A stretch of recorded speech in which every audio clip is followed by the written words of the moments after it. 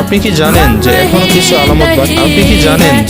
কিছু আলামত বাকি আছে, যার পরে কিয়ামতের আর অপেক্ষা করতে হবে না, কারণ তারপরেই কিয়ামত শুরু হবে। তো যে আলামতগুলো বাকি আছে তা এতটাই বিপজ্জনক যে যখন এটি শুরু হবে তখন পৃথিবী তার শেষ নিঃশ্বাস গুনতে শুরু করবে। প্রথম আলামত দাজ্জালের আবির্ভাব। আল্লাহ রাসূল সাল্লাল্লাহু আলাইহি সাল্লাম বলেছেন, দাজ্জালের একটি চোখ অন্ধ থাকবে এবং সে নিজেকে খোদা বলে দাবি করবে। সে মানুষকে জান্নাত জাহান্নাম দেখাবে, এইভাবে মানুষ তাকে খোদা মানতে শুরু করবে, কিন্তু ঈমানদার ব্যতীত। দ্বিতীয় আলামত হলো ঈসা নবীর অবতরণ। তিনি আকাশ থেকে অবতরণ করবেন এবং দাজ্জালকে নিজ হাতে হত্যা করবেন। সেই সময় পৃথিবীতে শান্তি বিরাজ করবে, তবে সেটা কেবল কিছু সময়ের জন্য। তৃতীয় আলামত হলো ইয়াজুজ ও মাজুজের আবির্ভাব। তারা সংখ্যায় এত বেশি থাকবে যে তারা নদের পানি খেয়ে শেষ করে ফেলবে, সকল শস্য ফসল খেয়ে তামাম করে ফেলবে। বাদশাহ জুলকারনাইন তাদের একটি বিশাল গুহায় প্রাচীর দিয়ে ঘিরে বন্দী করে রেখেছে। কিয়ামতের আগে তারা সেই প্রাচীর ভেঙে বেরিয়ে আসবে। চতুর্থ আলামত হলো 3টি বড় ভূমিধস। এরপরে